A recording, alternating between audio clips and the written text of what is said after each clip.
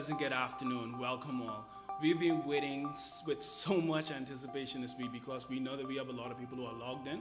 We want to shout out a lot of schools that have sent in pre-registration. So right at this time, we want to shout out you, Eleuthera. We want to shout out you, Long Island, and of course, the great Grand Bahama. Thank you so much, young men and leaders that have taken this time to encourage themselves, empower themselves, and of course, transform their lives. It is my job right here to welcome you to the second annual UB Men Conclave. This is a private meeting, but because of our times, that is COVID-19, as well as the school system, we're going to make this open so any young man that needs to see this can see this. We want to give special thanks to our sponsors this evening, which is, of course, the University of the Bahamas, UB Mingo's Athletics Department, our many alumni that have given their time to assist in this presentation, and, of course, where I stand right now, the Balmoral Club. Without further ado, I'm going to introduce the late Terrace Bethel, who is one of our alumni, and he was a previous COBUS president, who's going to introduce the significance of this day and help you better understand what is International Men's Day. Do enjoy this presentation.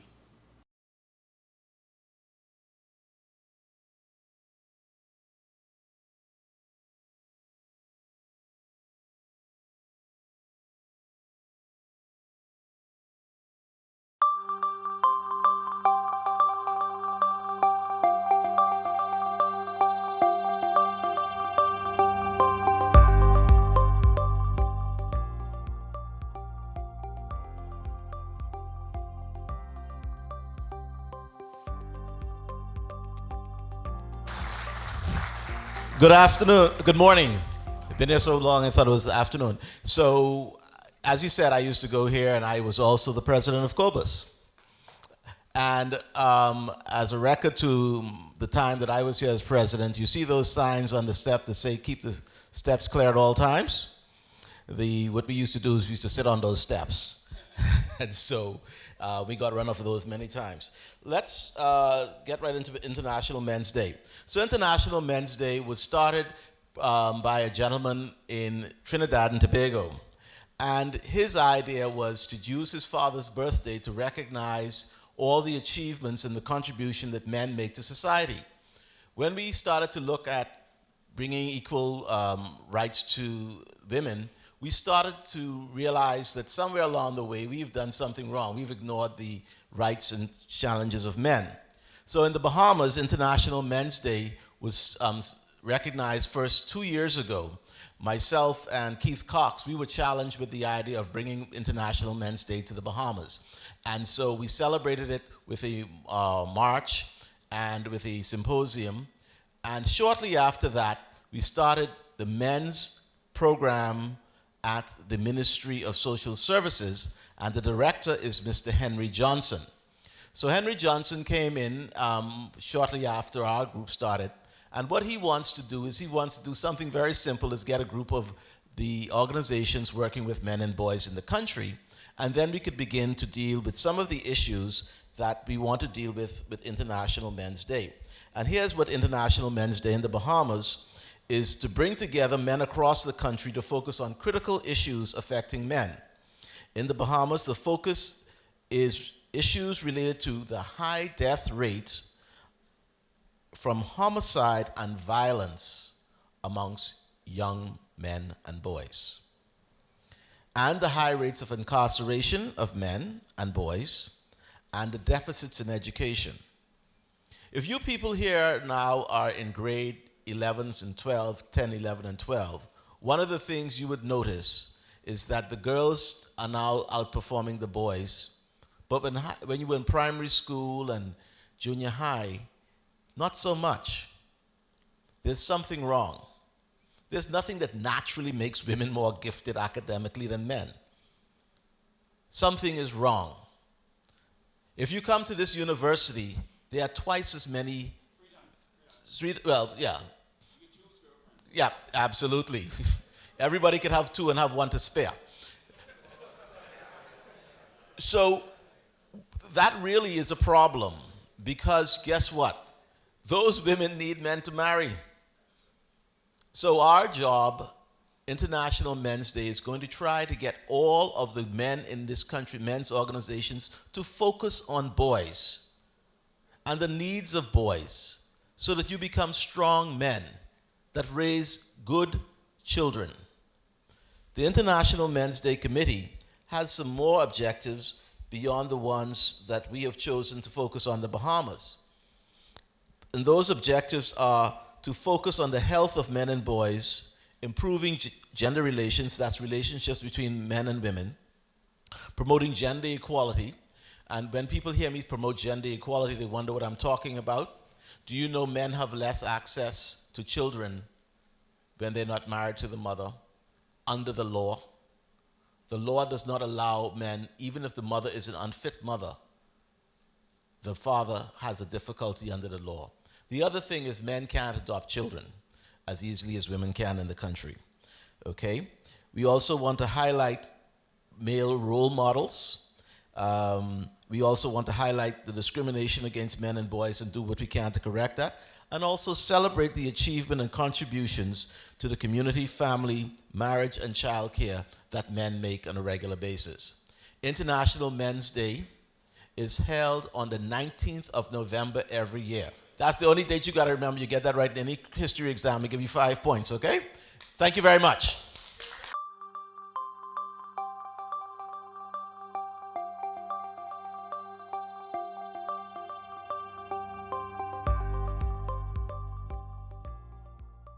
Good evening, Bahamas, and welcome to the first of a series of the UB Men's Conference.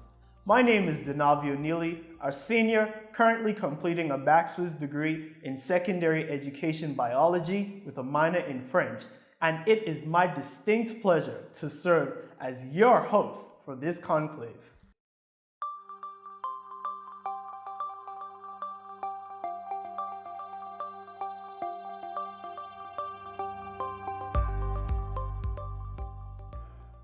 Derek W. Smith is the Compliance Officer and MLRO for CG Atlantic's group family of companies, member of Coral Isle Group Limited in the Bahamas and Turks and Caicos. This top 40 under 40 leader is regarded as a senior contributor in the Bahamas, compliance and anti-money laundering space, where he facilitates training in the areas of business continuity management, information security governance, organizational resilience, and agility. Derek is a governance, risk, and compliance professional for more than 20 years, with a record of leadership, innovation, and mentorship. Derek is a past group compliance officer and MLRO at a Tarolex member law firm, past assistant vice president of fiduciary risk, past assistant vice president of compliance, and past assistant manager of internal audit at a Wolfsburg Group member bank, and a past auditor at a Big Four accounting firm. He is also a holder of the Certified Anti-Money Laundering Specialist. Derek is a frequent business columnist and has published more than 30 articles to date. Additionally, in 2020, he represented the Compliance Commission of the Bahamas at the Financial Action Task Force International Cooperation Review Group of America's on-site visit to the Bahamas. Derek is an executive of the Bahamas Association of Compliance Officers and member of ACAM's Bahamas chapter. Moreover, Derek is a nonprofit leader. He is a member and past executive of Phi Beta Sigma Fraternity Incorporated, past president of the Nassau Bahamas Pan-Hellenic Council, and past executive advisor and center manager with the Junior Achievement Bahamas program. He is currently the 2020 through 2022 Rotary Means Business Chair of Rotary District 7020, a district covering 10 Caribbean countries. Derek is a frequent business columnist on governance, risk compliance, anti-money laundering, and information security topics, and once again, having written and published more than 30 articles to date. He is married to LaShanta Smith, née Gibson, and the union has 4 children. Ladies and gentlemen, our next speaker, Mr. Derek W. Smith. The pressure tall after that introduction. Let me just say I appreciate the opportunity to speak today on something that's very, very important to me. It's called The Man in Me. And the reason why I decided to choose The Man in Me is because I feel that a lot of men today seem not to have the direction that's needed, or some false views on what a real man is. Unfortunately, persons feel that real men don't make mistakes. That is incorrect. Unfortunately, persons feel that real men must always be the only provider for a family. That is a mistake. Unfortunately, persons feel that you are not a real man when you are able to articulate truly your beliefs. Unfortunately, people feel you are not a real man if you have the ability to be well dressed. Unfortunately, people feel that you are not a real man if you are scholarly. Unfortunately, society thinks that you are not a real man if for some reason you allow another male or female to disrespect me. With that being said, let's talk about the M. And the M is the mindset. Your mindset is a collection of thoughts and beliefs that shape your thoughts and habits. Your mindset is a collection of beliefs that shape your thoughts and your habits. You ever heard that persons sometimes use the cliche, consistency is key? Let's think about that. Why do persons say consistency is key? Or better yet, my fitness coach, he might disown me based on the belly that's coming once in a while. My fitness coach, Donovan J. Rule, always says to me, Derek, get your mind right. So if you're getting your mind right and you appreciate that consistency is key, I would posit the view that you should consistently get your mind right to ensure that you have the right keys to be successful as a real man. You know, we can move and we can talk about it scientifically, and person can say there are certain parts of the brain that are emotional, that allow you to react automatically to something. There are other parts of the brain that control logic. So what I would suggest to a young man is, before you respond or you react, train consistently your mind to pause, which allows the logical part of your brain to catch up with the emotional part of your brain that moves at a more rapid pace. Consider options available to you and then respond. I intentionally didn't use react. The attitude, or the A within my man and me, is for attitude. Please believe that excellence is not a skill. Let me say it again. Excellence is not a skill. Excellence is an attitude. Let me give you a story. I knew this guy who grew up in a city area. The circumstances were that his father left when he was 2, got remarried by the time he was 7. Mother got remarried when he was 5. Mother left, went to the island, followed her dreams with a new husband for a particular period of time, but always loved him. Dad would drop to school. Dad would try his best to be a part of it, but Dad was really finances for the most part. Okay? Before the age of 12, this boy would have seen friends who were living with him within the community be shot. This was the era of the gun dogs and the Hoyas and the Raiders, where persons would, take their 300Z and drive around, and as they bank the curve for the court, bust a couple shots. And politely followed after that, the police. This same young man was exposed equally to the opportunity for an education by his father to St. John's College. It depends on which time or what time you see this man, who I knew, would determine how you consider him.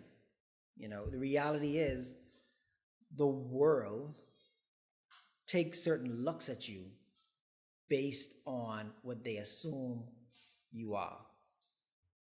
So what this man had to develop was an attitude that no matter in which forum he was in, he would be the same person. He was the same person in St. John's. He was the same person on the court in Rockrusher. He was the same person when his head got slapped off because he didn't listen to his mommy and his daddy and told him not to take the bone box to school. He was the same person that got his head tore off when he was on the bus because he bought the Oakleys and he should not have had them from a boy on the court.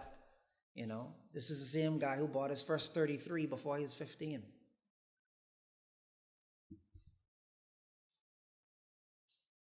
He had to choose the attitude he was going to have in life. And now the same boy is the man who speaks before you.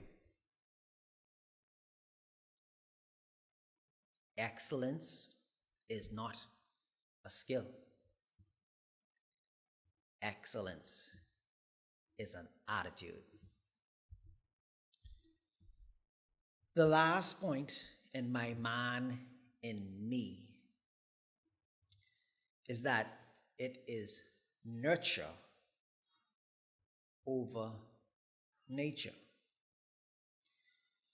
Through the opportunities I've had by various mentors to be an advisor in the Junior Achievement Program for some 15 years, I've had the opportunity to see persons from all walks of life, all circumstances, all try to vie for awards. Most distinguished achiever, most distinguished officer, above and beyond the call of duty. And for every scenario that was provided, irrespective of the nature, irrespective of the drunken father, irrespective of the absent mother or father, irrespective even of circumstances of molestation, a lot of these students, achievers, allowed their nurturing environment of the Junior Achievement Program to help them overcome their nature, the biological aspects of what they were encountering due to their genealogy, due to their family. I solemnly believe that there's nature and there's nurture. And with the right nurturing environment, hands down, you can produce a successful man.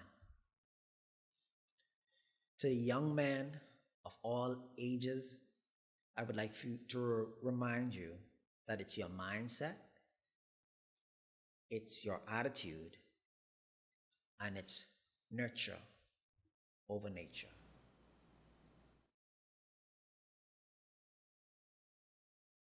Ahmad Rashad Thompson is a person of value who values people and adds value to them.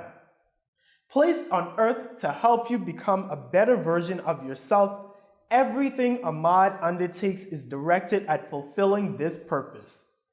Every speech he writes is directed at fulfilling this purpose.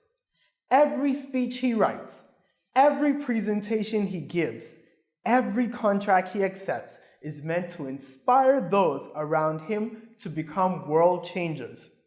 Ahmad holds a bachelor's degree in psychology from the then College of the Bahamas, now University of the Bahamas, is an international professional in human resources, a certified strategic human resource leader, certified in employment law and human resource for practitioner, a John Maxwell certified coach, speaker, teacher, and trainer, and he believes in every single one of you has something this world needs to experience.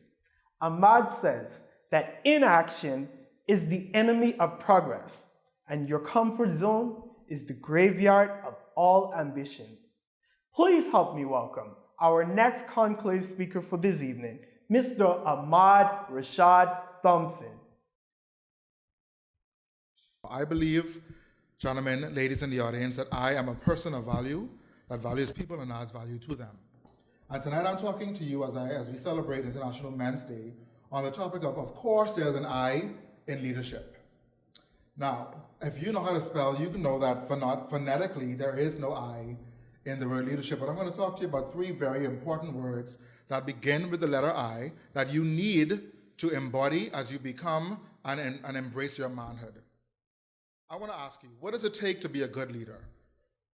What does it take to create good leadership, to have sound leadership skills and leadership abilities? One of the things that you use to determine how you select a leader to follow is how well you like this person, how much this person is going to resonate with you, and how much of their story you can relate to. The first I want to talk about tonight is influence. Gentlemen, you can't do anything in life unless you have influence. Influence is more than being able to woo somebody or wow somebody into doing something for you. Influence is having someone do something not just because you said so, but because you changed their mind in doing so. My colleague talked about mindset. And influence is more than just, like I said, having the ability to get something done or having somebody to do something for you. It's actually changing their mind about what they already thought was the right thing to do. If you think about the relationships that you have right now and the people that you are able to influence, you want to know how strong you are and how good you are as a leader. Consider when you say something to them, how quickly they move, how much intent they move with, and how much of what you said to do, they actually get done. Any great leader that you can think of is great because of his or her influence. It's because of what they say and how they say it and how they get people to move after they would have spoken. One of the people that I can think of that is influential is Jesus. He's my best friend. I love him dearly. And the story of the fisherman comes to mind when he said to them to push the boat out and cast your net, right? These gentlemen were avid and expert fishermen. They knew what it meant and what it took to be good and sound fishermen. When Jesus told them to push the boat out and put their net on the side, on the next side of the boat, these men were probably thinking, wait, what?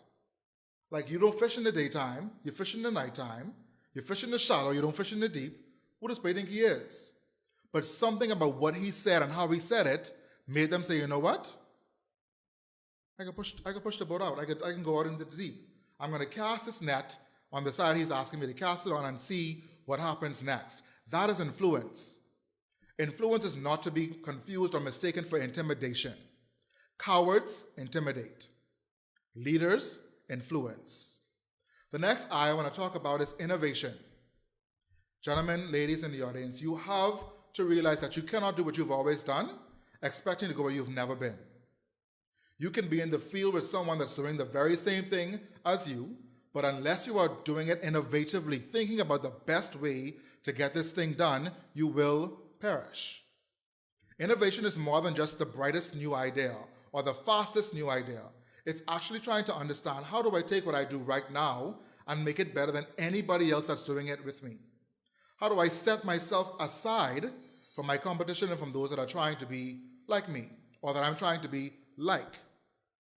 In the field that I'm in the human resources field, and I focus on training and development and organizational growth and development, a very saturated field globally and becoming a saturated field in the country. But you have to determine in yourself what is going to be the factor that separates me from anybody else doing what I'm doing right now. That has the aspiration to do what I'm doing, or that I have the aspiration to do myself. Innovation is doing it like nobody's ever seen it before. It's like, wow, when I think of this, I have to call this, because he or she does it in a way that nobody ever has before. Think of a telephone company. Let's use Apple, for example, right? Somebody's looking at me very side-eye, and I'm sorry that you feel offended, but that's just what the example I'm going to go with, okay? I am an Apple fan. I was once a Samsung fan or Android fan. I was really, really against Apple and really, really pro Android. But I consider myself, what's the word I want to use? Unique, extra, different, not standard. And to me, when I became an Apple fanatic or an Apple fan, I realized that their image matched my image. They do things that have never been done before. Argue all you want, that's what I believe. They do things that have never been done before, and they do it in a way that makes other people want to copy what they've done. I read a book today, an excerpt from a book today that talked about Michelangelo and the fact that he was charged to do something in the Vatican by the Pope at the time, Pope Julius at the time. And his original invitation was to do something other than the painting he did on the roof. But when he did that, it caused any other striving artist, aspiring artist, functioning artist in that time to do their work differently. He was the most innovative artist of his time, potentially of this time as well.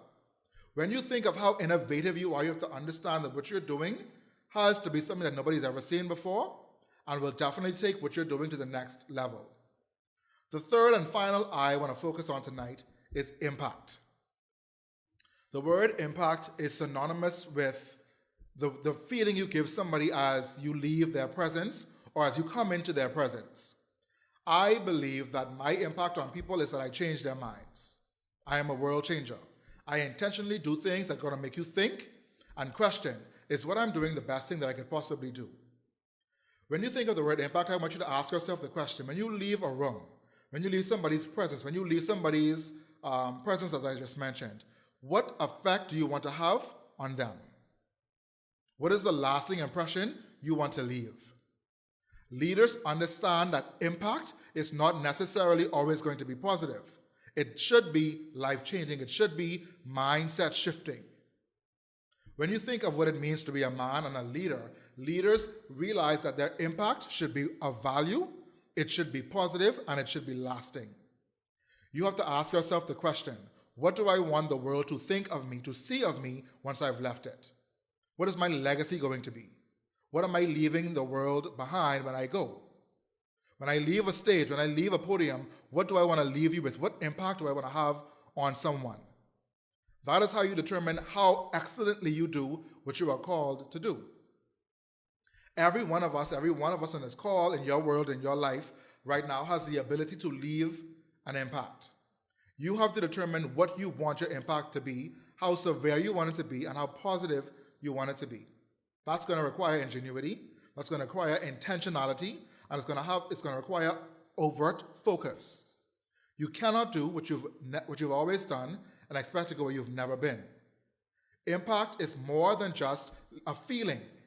Because I can make you feel good, I can make it feel really good. But what have I caused you to think differently about?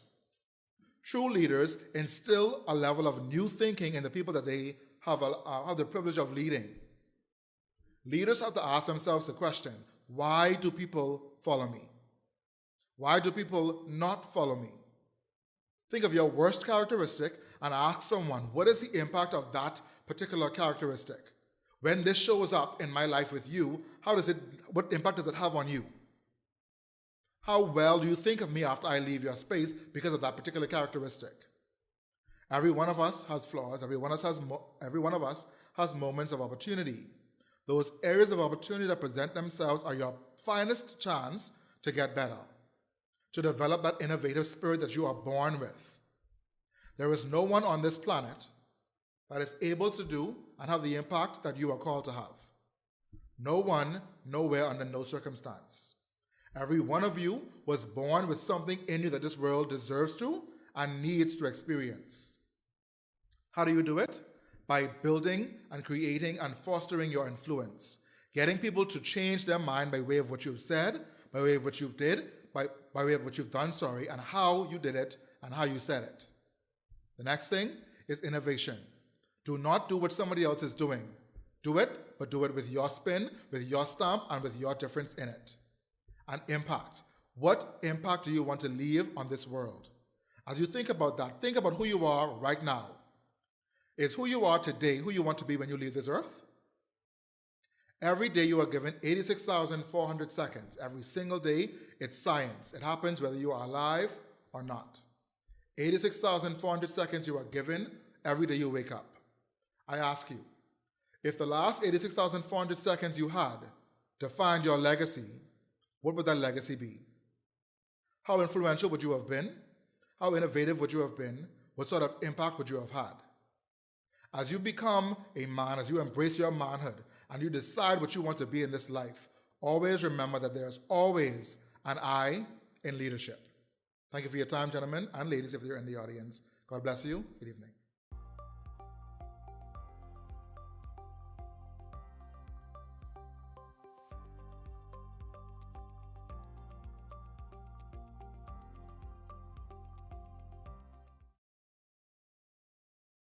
Renbert G. Mortimer II is a graduate of the College of the Bahamas, now University of the Bahamas, with an Associate of Arts in Psychology and a Bachelor in Psychology with a concentration in Industrial Organizational Psychology.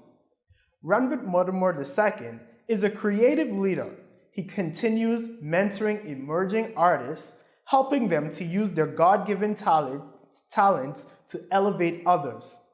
He has been an inspirational speaker for over 10 years, speaking to thousands of young people in the Bahamas and the United States of America, and is an author.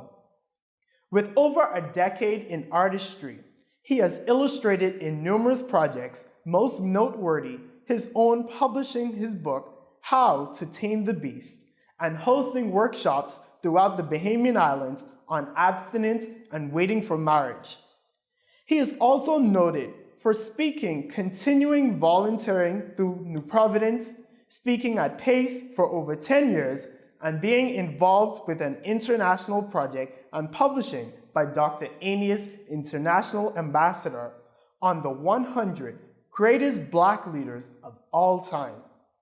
He is the chief graphic designer for Renbert G. Mortimer II Waynehead Productions, a marketing, concept design, and animation company recently contracted to brand the University of the Bahamas Athletic Department. Mingos designed its logo, 3D mascot, and other graphic illustrations. He has completed many illustrations and digital graphic services, but mostly he is known for Wayne's, his whimsical caricatures completed at weddings, parties, and other celebrations, and digital caricatures. He is the only Caribbean and Bahamian registered under the International Society of Caricature Artists and continues to compete against artists that are the best in the world in this form of exaggerated feature caricature, being featured in the Society website and publishings as world's fastest artist in 2017. Coming now is our next conclave speaker, Mr. Renbert G. Mortimer II. I now have the pleasure of presenting. My name is Renbert Mortimer, and I am the Public Relations and Brand Specialist at the University of the Bahamas. This title is one that has been earned through hard work, but through this presentation, I hope you can understand how this was a part of the process. You see, this was not easy. There's a brand that's at the University of the Bahamas known as Mingos, and this presentation helps you understand why it hit home so well. You see, depression and me are friends. I have felt her hug. I have felt her warmth. She has spoken to my ears, and she is so convincing. At the age of 22, I would meet her, but she would sneak in before that day. 2 days before my birthday, there was an incident that transpired. An incident that would change my life and make me question everything that I thought was important. You see, after this incident, I had 2 degrees, and I thought I could always have a job. Yet I stood on shelves lying shaking, thinking they won't hire me. It destroyed my confidence. I had been experienced, already drawing in society, having $20,000 saved up thinking, oh, I'm going to be something great one day. But because of the incident, once again, my bank accounts were at zero. You see, I found a good friend, and her name was alcohol. And as I found her, she comforted me, and I thought to myself, oh, aren't you sweet? You see, she had a sister named Depression and a cousin named Alcohol, and someone sneaked in Grammy, and her name, she is so old, but her name was Suicide. For the first time in my life, I was in the darkest place in my life, and I realized that this is something that I cannot handle. There are mental health facilities all throughout our country, and I encourage any young man who connects with this story to understand that there is help. Because if you're ever fooled by these ladies, you can definitely become too comfortable in your bed. You see, there's a trigger for me. The trigger is, I just want to sleep. When I was asleep, I could control all variables. All the incidents that were happening outside of my life no longer exist. If I could go from a beach to a hotel to Hawaii. I was able to control everything in my sleep that I couldn't in my reality because I wasn't willing to deal with it. Understanding this, depression became my friend because when I woke up, I instantly cried. And I thought to myself, I just want to sleep. And that's when Grammy said, son, come here, let me show you something. It was only when I walked into the street for the first time, only being avoided by my father's voice in my head saying, come inside, it's your birthday celebration, that I realized I had a problem, and I called for help. And at that point, I went deep into myself, and I asked the true question of what is going on. As I called a counseling professional, I would understand that the greatest advice ever is about to happen, in that she said to me the same thing I'm telling you. Focus on the things you loved as a child. The one thing I can remember, no matter where I was in my life, is I loved to draw. I drew on walls. I got suspended, got detention, drew in the back of my book. I actually applied to St. Augustine's College and drew Dragon Ball Z on the back and didn't finish my math exam. To this day, I don't know how they let me in. But the point is, I love to draw, and that's the one thing that brought me joy. So I started to draw again and again. And then I started to sell it for $5, and then for $10, and then for $20. And soon enough, I realized that there was a correlation between the bottles on my floor and the amount of money I was making. I was like, hey, I'm actually making money from this drawing thing. The thing that many people say that you don't make money from is at this point that I gave you the first hint to understanding how much you must trust the process. You will experience hurdles in life. I will not lie to you. You will experience hurdles in life. Hurdles are put there either by yourself, by others, but in this case, it was put there because of my choices. The hurdle I had to get over was me. What is my purpose? Where do I want to go next? What do I want to pursue? And that hurdle, once I confronted that hurdle and found out that, hey, this is even a hurdle I have to jump over. This is a hurdle that I put here. Literally, I just kicked it over and realized that I could change me. You have to redefine yourself if you're going to step into a new pathway. So in rebranding myself, I became known in society as the artist known as Wayne Head. I decided to go off, study, compete. And I realized through the humbling experience of competing internationally that when I started to want to be depressed, I couldn't because now I was starting to impress. I started to impress my friends, impress my followers, and most of all, impress myself. The second thing I had to realize in order to get myself out of that hole, a skill that I think is needed, especially as we come out of the slums of COVID-19, is that I'm not alone, and neither are you. We need to understand that the sisters may come, but there's something called mentorship. Mentorship. I'll say it again, mentorship. One word of advice I give every young man is to seek a male figure that you can look to for guidance.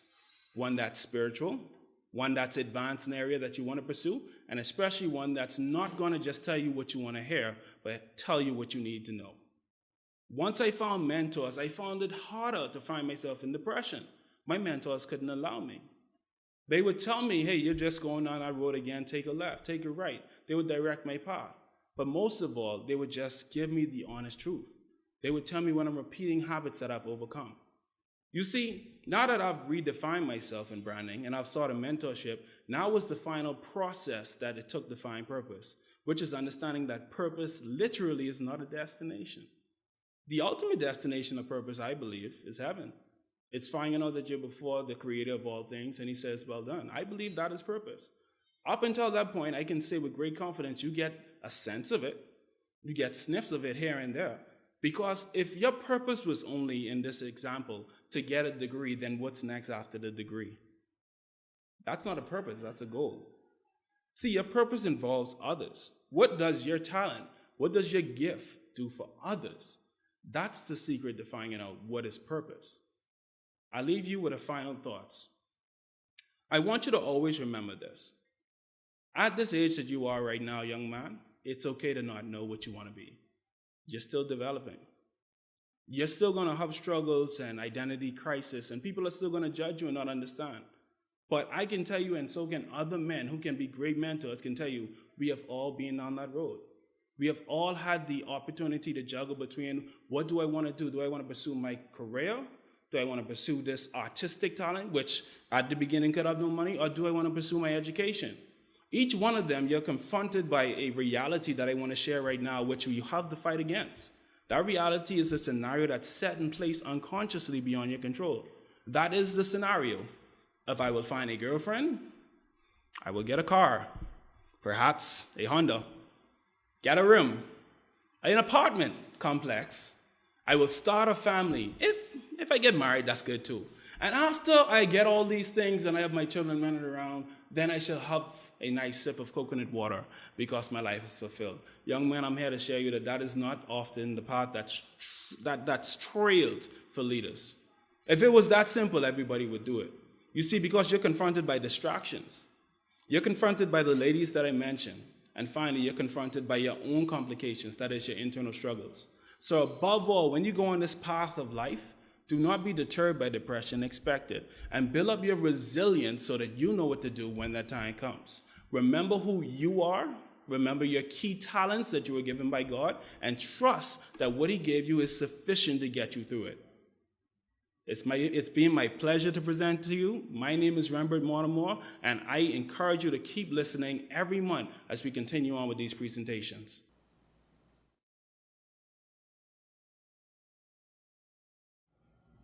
Having spent over a decade in the field of video, Stephen Hanna has made a name for himself in both his creative and commercial work. While the list of organizations that he has worked with is wide and varied, it is his work online producing educational and civic-minded video blogs that has brought him the most notoriety. Without further ado, our next conclave speaker is none other than Mr. Stephen Hanna. Hey, welcome to my channel. It's not really my channel. So I've been asked to speak to you about finding your voice. And I thought to myself, how can I compile all my knowledge into a 10-minute presentation? Then I realized what this was all about. This is about this. What is that? Well, I'll give you a hint. It is common, it's delicious, it's a part of a complete breakfast. That's right, you guessed it. It's a dragon. What? You didn't see a dragon when you look at this? Don't tell me you're one of those people that see an egg. I mean, how could you see an egg? Everyone knows that this is a dragon. For centuries and centuries, people have seen dragons and acknowledged them as a critical part of both our economic and social structures, particularly in the Bahamas. So, I'm gonna ask you again. What is this?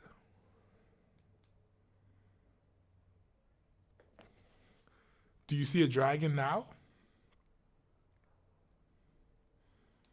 Why would you say it's a dragon? You knew it was an egg the first time I showed it to you. There was zero doubt in your mind that it was an egg. There was no possibility that this could be a dragon, because it's not. But you let me put that doubt in your mind that maybe you were wrong. Maybe you don't know what a dragon looks like. Maybe you don't know what an egg looks like. Maybe you thought that I wanted you to say dragon, even though that is clearly the wrong answer. Now, this may all seem silly, but it happens all the time, where people let other people convince them that their egg is a dragon. Now, what do I mean? Sometimes you have a really good idea and you want to do something and someone says to you, you can't. Because that thing that you have in your head with all that potential that will change the world, they tell you that it's dangerous or destructive, or worse, it's a fantasy, a fairy tale, that for you to think like that, it's all make-believe. Then they look you in your eye and tell you that your egg is nothing more than a dragon. And nothing will come of it, because dragons don't exist. And they'll give you 1,000 reasons why it won't work. You're short, you're a girl, you're black, you're poor, you're not a good singer, no one makes money drawing pictures. And they tell you all these superficial things, but they don't know you. In their mind, they don't see the egg. All they see is the insurmountable circumstances preventing you from reaching your goal. To them, you cannot. But you've always known the truth. I mean, it wouldn't be in your heart to want those big dreams if you were incapable of achieving them. Sure, it will be hard for some of your dreams, but deep down inside, you can do it. You know you can do it. You know who you are. So don't wait for anyone to tell you that you're good at what you're doing or that you're good at what you want to do. If you wait for everyone to love you, you'll be dead before you do anything. I mean, plan, but don't hesitate. Just go out there and change the world. And you might not know how to. So go ahead, ask somebody, how can you change the world with your 2 streams on SoundCloud? And when they tell you that you can't, and it is inevitable that someone will tell you that you can't or it doesn't work, just nod your head and say, oh, okay. Don't argue with them. Don't try to sway them with words. Just know you asked the wrong person. You can always change the world. You're changing the world right now by existing, and you will change it if you cease to exist. The key is to find a way, with whatever ability that you have, to change the world for the better, however large, however small, but you cannot wait. Do not wait until you have a nice pair of shoes. Don't wait until you have the newest camera. Don't wait for anyone to tell you that you're doing a good job. Don't wait until you're ready. You need to start now, because the only way for you to find your voice is to speak. And if you want people to listen to you, I mean, like really listen to you, you got to listen to yourself. There are problems that I have not even articulated for myself yet. And you probably have the solution, because every new generation has the solution to solve the previous generation's problems. During my grandparents' time, people died from undercooked food, which is probably why my parents overcook everything. No, you don't need to boil Fruit Loops. The whole point is, we are probably going to leave you a planet filled with problems to figure out. And while I can tell you that the world should not be this hot, aside from eating the rich, I don't have a lot of specific tips and tricks to give you. I mean, besides make sure that it's cooked thoroughly through and comes up to 60 degrees Fahrenheit or something like that. You have to find and listen to your voice because the future of the human race depends on your egg. So, what is it that you have to say?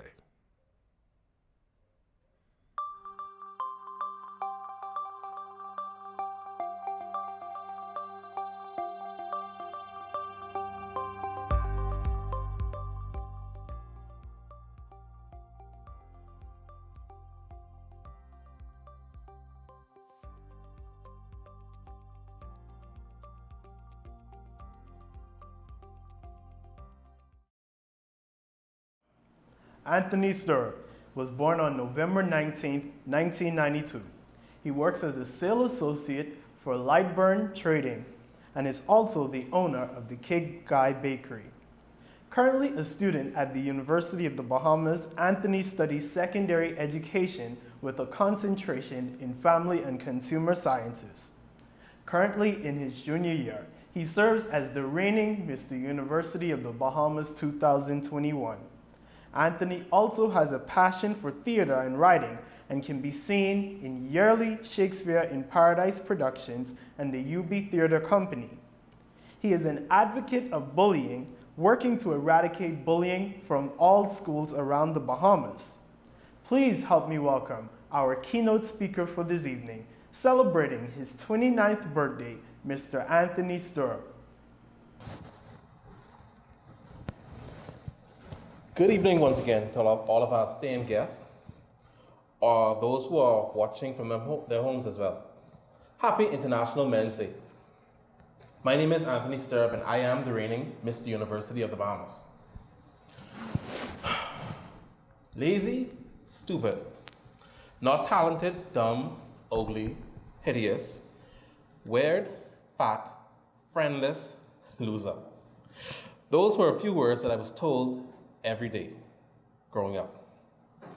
Now, the topic I'm here to talk about today is surviving bullying as a man. Now, my journey, it was filled with a lot of twists and turns, a lot of heartbreak, a lot of disappointment, but most importantly, a lot of resilience.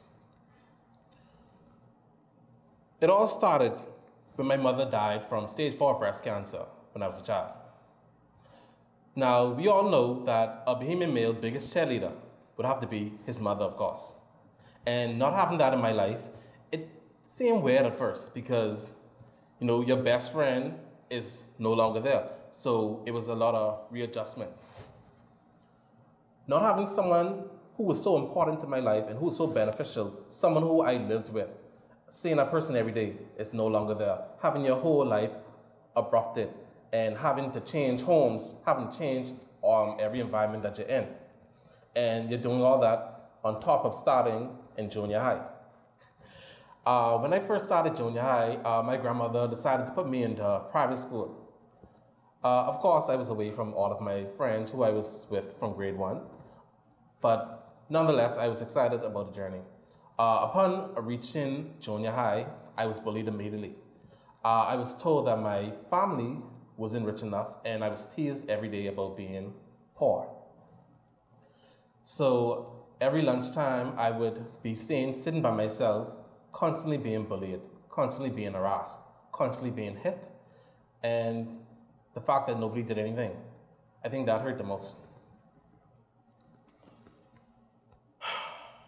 I can remember a lot of the practical jokes turn into laughter, a lot of laughter turn into hitting, and a lot of hitting turn into abuse. You know, I always said that children could be cruel, and it actually did take a toll on my mental health. I was always an honest student, and when arriving to junior high, my GPA dropped from a high 3 to a 0.78. My grandparents wasn't pleased about that. And the fact that I said that not one teacher even cared enough to see what was going on or to see what was happening with me. I got so depressed to the point that I started taking antidepressants just at 12 years old. I got so depressed that I turned to painkillers and other drugs to try to numb the pain. It led to the point where I had to go to rehab as a child. And you know what it is at 12 years old to go to rehab and to be in an environment where you have to talk about an addiction, and that's just happening so abruptly, and all of that took a toll on my mental health. Upon completing rehab, I decided to go back to school. Of course, nobody noticed that I was missing out, I was gone. No teacher asked what happened. They just pretend like I was gone for a day. My grandmother wanted me to have a fresh start after my first year in grade 7. She wanted me to move to Freeport and go to Grand Bahama. And I thought it was a good decision at the time. Upon going there, I was sent to live with my uncle and my aunt. And of course, that didn't turn out well either. And I was sent back home to Nassau quickly. After that, I had a few more run-ins and a few more depressions as well. When I reached in high school, I finally was able to go back and to be with all my friends who I knew from primary school. And shockingly, they all changed. A lot of them were in gangs, a lot of them excelled to excellence, and some were just the biggest bullies we've ever seen. But through all this, I was determined to reach my goal, and that goal was to no longer change schools every year, to stay at a school until graduation, and to get my high school diploma. That was something that I wanted to do, not for anybody else, but for myself. So I allowed myself to be bullied. I allowed the hurtful comments that persons would say to get to me. I remember in high school, we had the choice to pick our own option. They gave us 3 choices to pick, and we would be able to get into one of those choices. My first choice was business. My second choice was family and consumer science. And my third choice was electrical engineering. And I didn't get into any one of those choices because I was told that I was too dumb to be in those programs. So they shoved me into the music program. And everybody knew at the time, music and art, it had most of the quote-unquote bad students inside of it. So every day going inside the music room, I would be really depressed, being bullied, being tortured, being abused, having no teacher or no adult supervision saying, hey, you can't do that to someone, or that's not right what you're doing. But of course, everyone turned a blind eye because it was me. And they think that I should just tolerate it. So I allowed it to happen, and the bullying just got worse and worse. But I took it, and I tried to push forth and to push on, no matter how mean persons might get. Because I said, God put me there for a reason, and I may not know what that reason was at the time, but it had to be a reason. I can remember one day in class, we were watching a movie, and I remember saying out loud that, one of these days, I actually want to be famous. And I remember the whole entire class laughing at me, and they thought that was funny. And they said that I would never be famous, and I would never be anything in life because I was hideous, and I was fat. So it really got to me because, sometimes laughing, it really did get loud, and, my dreams, it just kept getting crushed and crushed and crushed. I remember working so hard in high school, but the highest my GPA would ever be was 250, because I remember a lot of times teachers would constantly lose my work because they just didn't care. This is one of the perks of going to a government school at the time, back in my day. So they didn't care enough to check on my work that I would give them, or assignments I would turn in on time. Sometimes other students would take my assignment and turn it in with my name on it and scotched off. And once again, no teacher would care. So I felt like, this is just not going my way. But nonetheless, I kept pushing on until I reached to my senior year. You know, I might have not been an honest student in high school, but things were starting to look up because I have to now start thinking about life after high school. And what was Anthony now going to do? I didn't know what I wanted to do at the time. I said I wanted to be a journalist, I wanted to be a lawyer, but I never really felt passionate about any of those things. So, nonetheless, I always did know that I wanted to go to college at the Bahamas at the time. I remember filling out the application form. I did not have no PJCs or no PGCSEs, and I was taking my PGCSEs that year. But through the faith of God, I said, no, I'm still gonna fill it out, I'm gonna apply, and whatever happens, happens. I remember graduating high school, failing all my PGCSEs and not getting into college. I decided that I was gonna get a job at Wendy's. I worked there for about 5 months.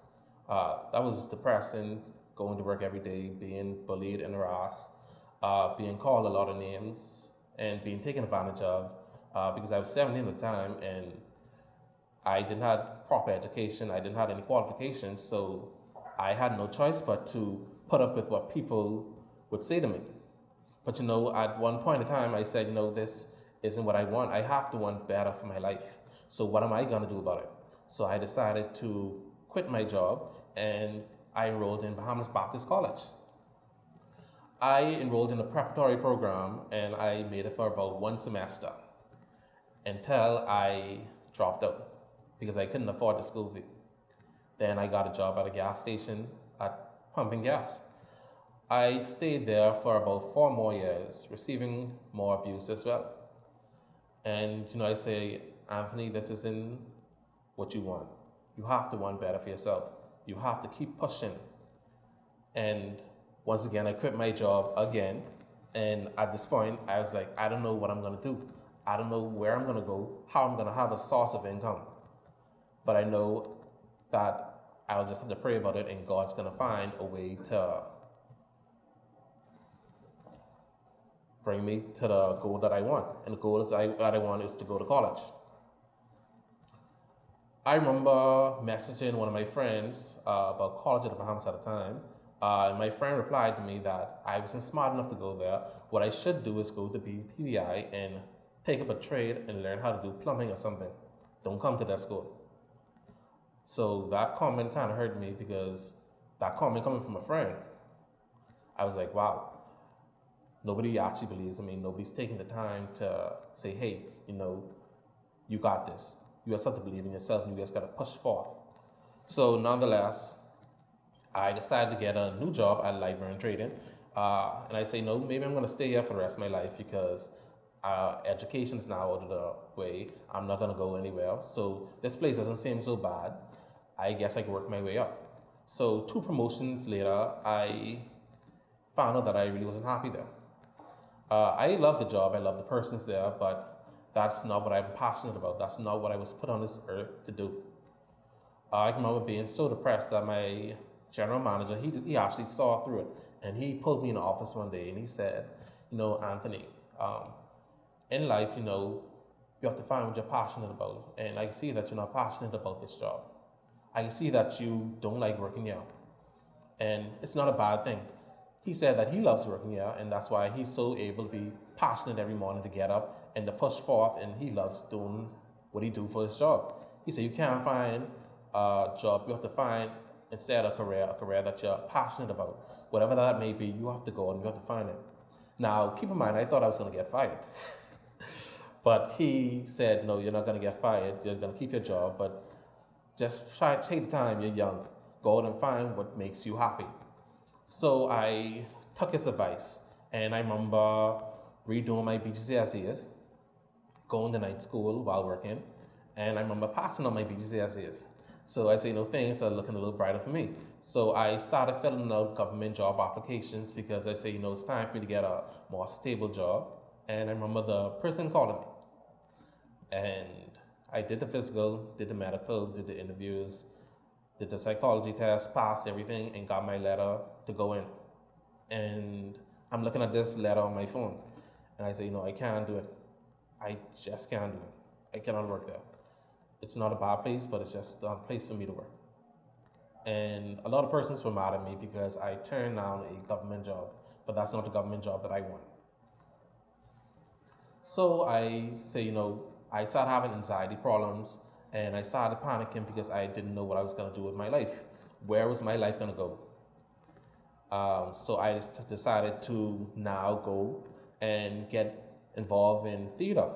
I found this acting company called Shakespeare in Paradise. At the time, I wasn't a good singer, but I decided to try out for the musical anyway. And God knows what I did that for. I made a complete fool of myself on stage. But nonetheless, I saw they had another audition, and I tried out for that. And I don't know what Dr. Nicola Bethel saw in me, but she must have saw something where she gave me a chance to get the part. It wasn't a big part, but it's a part. And I say, no, this is my foot in the door. So I did that for a year, came back another year, did it again with a bigger part. And I remember being backstage. A few of the persons who were in the cast and crew, they were really supportive, and a lot of them were students at the University of the Bahamas. And a few of them were professors as well, and they was asking me, do I go to school? And I told them no. So they said, you should try to join University of the Bahamas and try and enroll. I say, I don't think I'm good enough to be in that. They say, yeah, you are. Say, you might never know, you might like it. So I say, you know what? This will be the last time I'm gonna try this college thing, and if it doesn't work, I don't know what's gonna happen. So I filled the application for the last time, dropped it off, and I got my acceptance letter and got accepted. Now, I didn't know how I was gonna pay for college, and college is starting in about 6 weeks. So I saved up as much money as I could to start for spring 2019. I say, no, it's only 2 or 3 classes, I'm gonna do this. I'm gonna go to college. And that's what I did. And with those 2 and 3 classes, my first semester I made a 4.0. Then I say, I saw this competition, Mr. University of the Bahamas. I couldn't do it at the time because I was a first semester freshman. So I say, no, I'm gonna try it again next year. But I say, I have to be a full-time student. So I say, I have to start saving money. Then I noticed that this government grant program came around. They say, okay, just sign up for this. I signed up, got on. Then I saw the teacher stipend. I say, no, that's something else. And I signed up and got on that as well. My second semester, $375. Then I moved on to a year later, my spring semester. My first competition, competing in Mr. University of the Bahamas. I had anxiety problems and I was terrified of speaking in front of persons. But nonetheless, I tried out, signed up, and was ready to go. And a lot of persons know, but that training is really intense. And I met a lot of good persons throughout that process, like Danavio. And I got first runner-up. I was a little devastated because I felt like I didn't try hard enough. And someone did stop me after the competition and said, you should try again. I said, I don't think so. I said, I lost the first time. This isn't time for me to try again. I should just focus on school. And he said, no, try again. I'm going to help you. And that person did help me. And they pushed me through for the entire year. And I tried again for the final time. And in that time when I tried, I pushed, and I stand before you as Mr. University of the Bahamas. Being that student, and looking back now, that student who was suicidal, who was getting ready to give up their life, who had no future, who persons thought had no future. I remember failing BGCSEs and persons on the phone laughing at it, persons mocking me for not being smart enough, persons laughing at my dreams and my ambition. Sometimes life, it is dark, it is twisted, and it's not always going to go your way. It's full of twists and turns and obstacles that you have to overcome. But there's always going to be a light at every dark tunnel. It's up to you to decide whether or not you want to push through that light. We have to start teaching our young men to not bully others, but instead uplift one another, push one another to do greatness and to be the best version of ourselves. And I honestly can say, if I could do it, anybody could do it. So thank you. Certainly, the University of the Bahamas has been a hallmark of excellence in producing some of the finest men of quality standard here in our country. Ladies and gentlemen, this brings us to the end of tonight's program, and it would be remiss of me if I did not recognize our dynamic speakers for tonight. A special thank you to Mr. Ahmad Thompson, Mr. Derek Smith, Mr. Renbert Mortimer, and our Mr. University of the Bahamas, Mr. Anthony Sturm. On behalf of our president, Dr. Rodney D. Smith, the administration, faculty, and staff of the University of the Bahamas, my name is Danavio Neely, and it's been a pleasure.